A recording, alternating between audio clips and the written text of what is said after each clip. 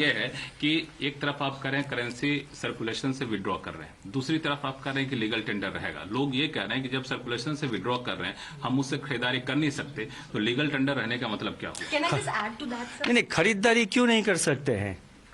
No, but then others will. Yes, please. पहले इसका जवाब So दे what देंगे। is happening, sir, is No, I have read the newspapers. हम भी newspaper पढ़ते हैं, हम भी टेलीविजन देखते हैं। आप ऐसे रुकिए आप। अब दुकानों में अगर कोई एक्सेप्ट, वैसे मैं आपको एक बात बताऊं, पहले से भी कई छोटे छोटे दुकान में 2000 के रुपए के नोट एक्सेप्ट नहीं करते थे। ये कोई नई बात नहीं, कल से शायद बढ़ गया है कुछ। पहले भी मैंने खुद एक्सपीरियंस किया है।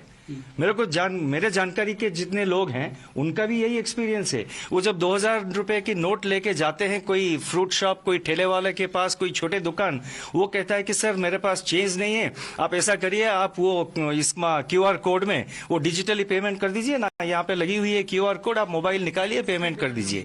तो ये जो है एक रिलक्टेंस था 2000 रुपया नोट को मतलब एक्सेप्ट करने के लिए दुकानों में, ये पहले से था, कोई नई बात नहीं।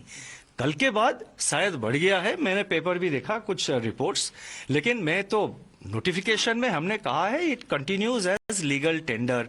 हमने तो कहीं पे नहीं कहा, उसके आगे तो और कुछ नहीं कहा। और मैंने ये कहा कि हमारा एक्सपेक्टेशन ये है कि 30 सितंबर के अंदर जो है मैक्सिमम क्वांटिटी ऑफ नोट्स वापस आ जाएंगे। हम देखेंगे उस वक्त, we will see and we will take it, we will decide. No, one question per person. Sir, my question is that post 30th September, will this continue to be a legal tender? If yes, then till when? Yes, वही question आप पूछ रहे हैं. It's the same question. We have said that it continues as legal tender. We will wait how much notes are coming.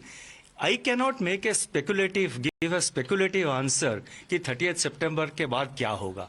हमने तो ऐसा नहीं कहा कि भाई लीगल टेंडर जो है वो सिर्फ 30th सितंबर तक है, ऐसा तो नहीं कहा है। Yes, one question. One criticism that is coming is, sir, that if you return the notes and if there is no identification attached to it, the whole purpose of knowing how much of it was black money, from where it is coming, that won't be. नहीं, देखिए, हमने ये कहा है बैंकों में currency notes exchange करना हो या अकाउंट में डिपॉजिट करना हो, कैश में, कैश टू कैश आप एक्सचेंज कर रहे हैं या कोई भी कैश ट्रांजैक्शन अगर बैंक में करेंगे, उसका एक सेट प्रोसीजर है, एक सेट रिक्वायरमेंट्स, सेट गाइडलाइंस है।